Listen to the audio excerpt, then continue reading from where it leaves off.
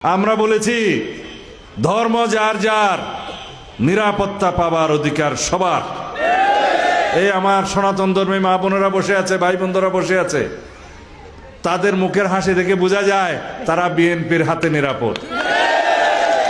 এদেশে যখনই বিএনপি রাষ্ট্র ক্ষমতায় ছিল, আপনাদের স্বাধীনতা, ধর্মীয় স্বাধীনতা, নিরাপত্তা নিশ্চিত করেছে। মানুষের বাক ব্যক্তির স্বাধীনতা ছিল না, এদেশে গণতন্ত্র ছিল না। আপনারা কেউ নিরাপদে, শান্তিতে, মুক্ত পরিবেশে স্বাধীনভাবে ভোটাধিকার প্রয়োগ করতে পারেন নাই। পেরেছেন? এখন আপনারা সেই অধিকারটা ফেরত পেয়েছেন, রাষ্ট্রের মালিকানাটা ফেরত পেয়েছেন। আমরা সবাই রাজা এই দেশের, এই রাজত্বে আমরা সবাই এই রাষ্ট্রের মালিক। জনগণই হচ্ছে সার্বভৌম। সেই জনগণের ক্ষমতা ফেরত দেওয়ার জন্য আগামী 12 তারিখে ধানের শেষে একটা ভোট দেবেন।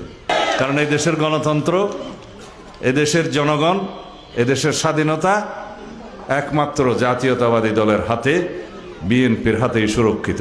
এইবারের নির্বাচন বাংলাদেশের ইতিহাসে সবচাইতে গুরুত্বপূর্ণ নির্বাচন। এইবারের নির্বাচন নির্ধারণ করবে বাংলাদেশের শক্তিশালী গণতান্ত্রিক প্রক্রিয়াকে। এইবারের নির্বাচন আপনার ভোটাধিকার প্রয়োগের জন্য একটা পরীক্ষা।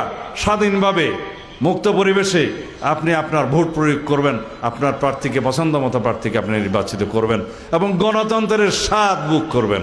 সেজন্য এইটা বাংলাদেশের ইতিহাসে সবচেয়ে গুরুত্বপূর্ণ নির্বাচন। এইবারের সংসদে, আগামীতে যেটা আপনারা নির্বাচিত সংসদ করবেন, সেই সংসদে বাংলাদেশের সবচাইতে বেশি আইন প্রণয়ন হবে এবং সবচাইতে বেশি সংবিধানের সংশোধনী হবে বাংলাদেশের মানুষের অধিকার রক্ষা করার জন্য, এই দেশের গণতন্ত্রকে সুসংহত করার জন্য এবং এই দেশের নিরাপত্তাকে নিশ্চিত করার জন্য। বাংলাদেশ জাতীয়তাবাদী দলের প্রত্যেকটা নেতাকর্মী এটা নিশ্চিত করবে যাতে আমার সনাতন ধর্মাবলম্বী ভাই বোনদের নিরাপদে সবাই ভোট কেন্দ্রে আসতে পারে, ভোট প্রদান করতে পারে, স্বাধীনভাবে তারা তাদের মতামত এবং রায় প্রদান করতে পারে। সেটা শুধু ভোটের দিনের জন্য নয়, আজীবনের জন্য আমরা এই দেশে ধর্মীয় স্বাধীনতা, সম্প্রীতি বজায় রাখতে হবে।